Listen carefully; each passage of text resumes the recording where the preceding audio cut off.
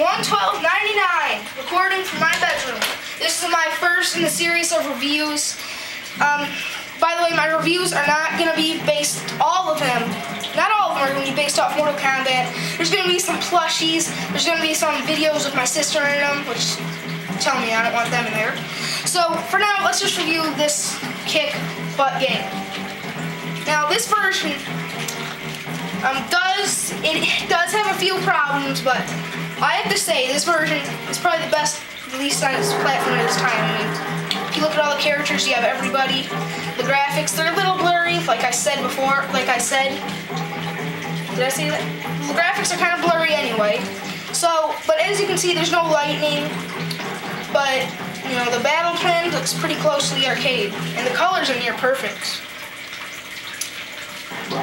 So as you can see, everything's animated still, as you can see in the trees in the background right there. And there's blood in it, like unlike the first game.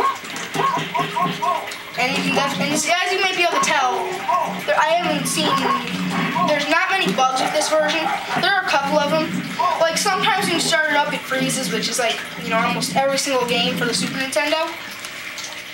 But for a version for its time, it is very close to the arcade. I mean, nowadays my favorite version would probably be the Midway Arcade Treasures 2, which is essentially perfect.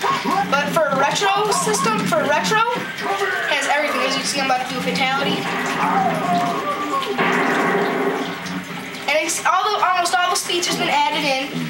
I mean, unlike the Genesis version, it says Scorpion on all the characters. It says Fatality, but it is missing the roar sound after a fatality appears, which, you know, it isn't a big deal, but most of the sounds are accurate. And when you make it to Shao Kahn and Kintaro, there are a few problems with him. First off, Kintaro is harder than the arcade. Same with Shao Kahn, but not a big deal. And also, Shao Kahn has Kintaro's groans, like, instead of the grunt sound effects, he goes like, roar, like Kintaro does. But, for a version, like I said, as its time, it's great.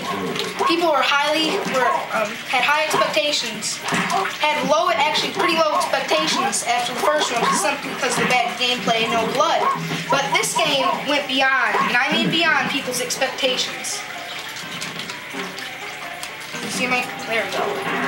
So as you can see, when he goes like, when he goes like that with his arms, it looks pretty much perfect, unlike the Genesis. And also the sound doesn't just go like this, like in the Genesis version also. So for this version, I would have to give it a 7.9 out of 10, which is pretty much an 8. So this game is a definitely must-have if you're a Mortal Kombat fan like me. And thank you for watching. Please subscribe to the button down below in the video. Well, actually at the top. Sorry. And there's going to be plushies on this account and on everything else. So have a good day and definitely get yourself this game if you see it. Thank you. Goodbye.